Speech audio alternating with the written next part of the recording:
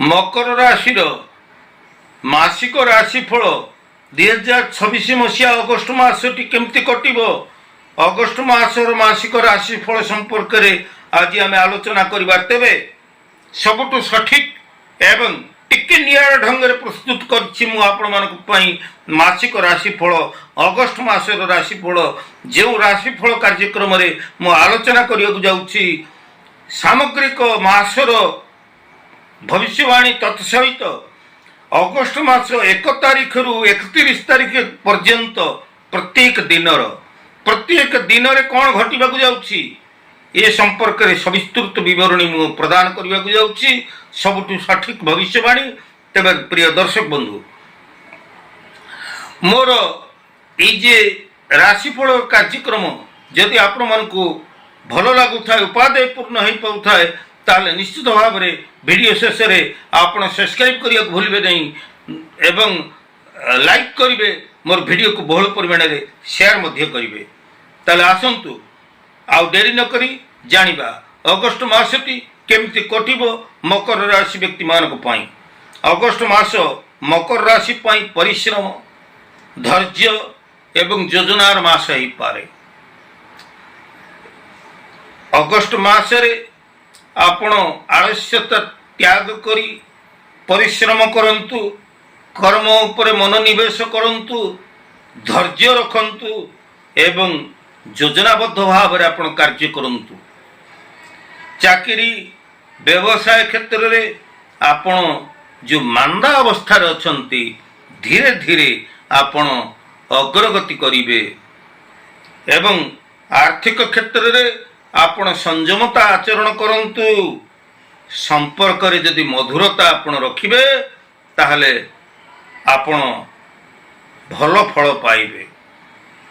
तेबे दर्शक बंधु आर्थिक क्षेत्र में संयमता एवं संपर्क रे मधुरता बजाय रखिबाटा ए मास पई आपण पई गोटे बड़ आह्वान हो पारे।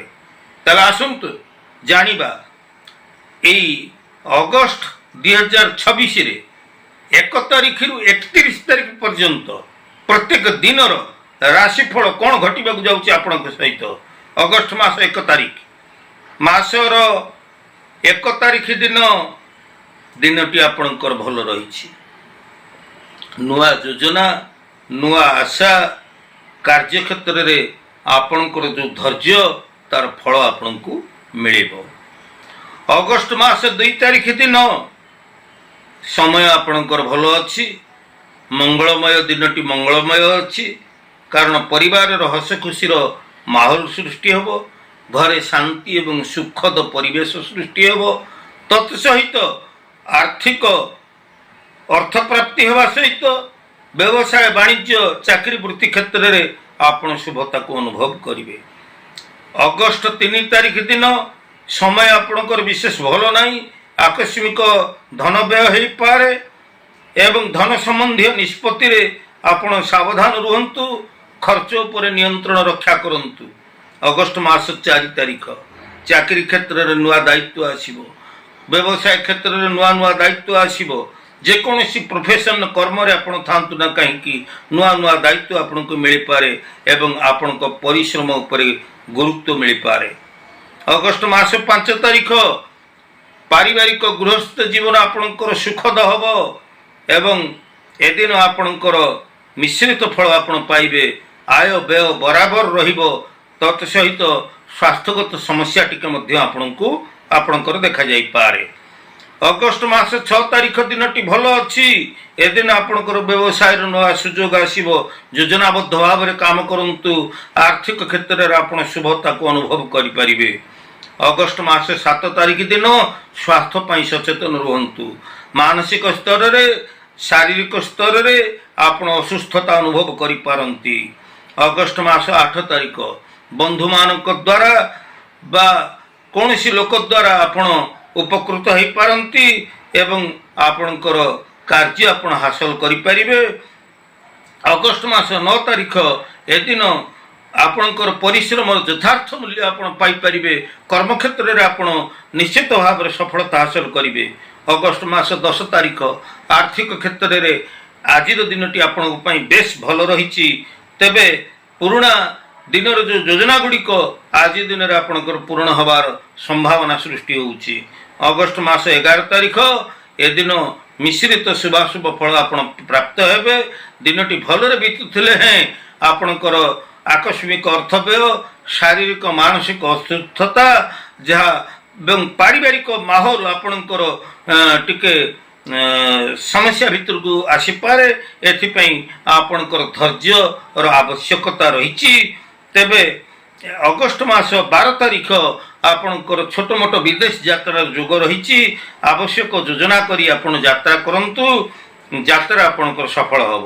ଅଗଷ୍ଟ ମାସ 13 ତାରିଖ କାର୍ଯ୍ୟକ୍ଷେତ୍ରରେ ନିଜ ଦକ୍ଷତା ପ୍ରତିପାଦନ କରିବେ ଏବଂ ପ୍ରତ୍ୟେକ କ୍ଷେତ୍ରରେ ଆପଣ ସଫଳତା ହାସଲ କରିବା ସହିତ ଆର୍ଥିକ ଲାଭ ପ୍ରାପ୍ତ ହେବା ସହିତ ବିଭିନ୍ନ ଦିଗରୁ ଆପଣ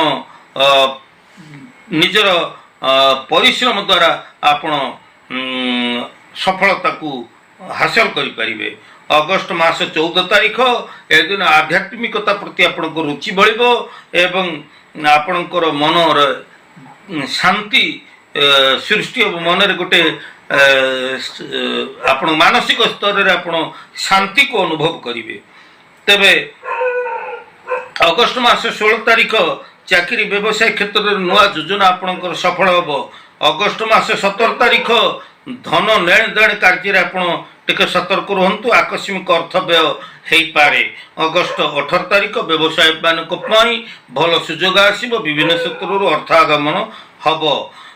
ଅଗଷ୍ଟ 19 ତାରିଖ ପରିବାରରେ ଛୋଟ ମୋଟ ମତଭେଦ ସୃଷ୍ଟି ହେଇପାରେ। ଧୈର୍ଯ୍ୟ ରଖନ୍ତୁ, ନିଜର କ୍ରୋଧ ଏବଂ ବାଣୀ ଉପରେ ସଂଯମତା ଆଚରଣ କରନ୍ତୁ। ଅଗଷ୍ଟ ମାସ 20 ତାରିଖ ଅଟକି ରହିଥିବା କାର୍ଯ୍ୟ ଆପଣଙ୍କର ତ୍ୱରାନ୍ୱିତ ହେବ, ମନୋବଳ ବୃଦ୍ଧି ପାଇବ, ଆତ୍ମବିଶ୍ୱାସ ବୃଦ୍ଧି ପାଇବ, ପ୍ରତ୍ୟେକ କ୍ଷେତ୍ରରେ ସଫଳତା ହାସଲ କରିବେ। ଅଗଷ୍ଟ ମାସ 21 ତାରିଖ ଆୟ ବଢ଼ିବା ସହିତ ଧନ ସଞ୍ଚୟ ମଧ୍ୟ ଆପଣ କରିପାରିବେ। ଅଗଷ୍ଟ 22 ତାରିଖ ସ୍ୱାସ୍ଥ୍ୟ ପାଇଁ, ଜୀବନଶୈଳୀ ପାଇଁ ଆପଣ ଟିକେ ସଚେତନ ରୁହନ୍ତୁ। ଅଗଷ୍ଟ ମାସ 23 ତାରିଖ ବନ୍ଧୁମାନଙ୍କର ନୂଆ ସହଯୋଗରେ ନୂଆ କାର୍ଯ୍ୟ ଆପଣ ଆରମ୍ଭ କରିବେ। ଅଗଷ୍ଟ 24 ତାରିଖ ଘରର ପାରିବାରିକ ଦାୟିତ୍ୱବୋଧ ଆପଣଙ୍କର ବଢ଼ିଯାଇପାରେ ଏବଂ ଘରୋଇ ଖର୍ଚ୍ଚ ମଧ୍ୟ ବଢ଼ିଯାଇପାରେ।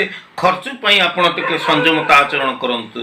ଅଗଷ୍ଟ ମାସ 25 ତାରିଖ ଆପଣଙ୍କର କାର୍ଯ୍ୟକ୍ଷେତ୍ରରେ ଆପଣ ସଫଳତା ହାସଲ କରିବେ, ବିଭିନ୍ନ ସୂତ୍ରରୁ ଅର୍ଥ ପ୍ରାପ୍ତ ହେବେ, ମାନ ସମ୍ମାନ ଆପଣଙ୍କର ବୃଦ୍ଧି ପାଇବ, ଦିନଟି ଭଲରେ ବିତିବ। ଅଗଷ୍ଟ ମାସ 26 ତାରିଖ ଆପଣଙ୍କର ଆଧ୍ୟାତ୍ମିକତା ପ୍ରତି ରୁଚି ବଢ଼ିବ, ଧ୍ୟାନ ପ୍ରାର୍ଥନା ମନକୁ ଆପଣଙ୍କୁ ଶାନ୍ତି ପ୍ରଦାନ କରିବ। ଅଗଷ୍ଟ ମାସ 27 ତାରିଖ ପୁରୁଣା ନିବେଶରୁ ଆପଣଙ୍କୁ ଲାଭ ମିଳିବ, ନୂଆ ନିବେଶ ପ୍ରତି ଆପଣ ଟିକେ ସତର୍କ ରୁହନ୍ତୁ। ଅଗଷ୍ଟ ମାସ 28 ତାରିଖ ଦୂରଯାତ୍ରା କିମ୍ବା ନୂଆ ଲୋକମାନଙ୍କ ସହିତ ଆପଣଙ୍କର ପରିଚୟ ସୃଷ୍ଟି ହେଇପାରେ। ଅଗଷ୍ଟ 29 ତାରିଖ ପ୍ରେମ ପ୍ରସଙ୍ଗରେ ବିଶ୍ୱାସ ଏବଂ ମଧୁରତା ଆପଣଙ୍କର ସୃଷ୍ଟି ହେବ। ଅଗଷ୍ଟ 30 ତାରିଖ ମାନସିକ ଶାନ୍ତି ଫେରି ପାଇବେ।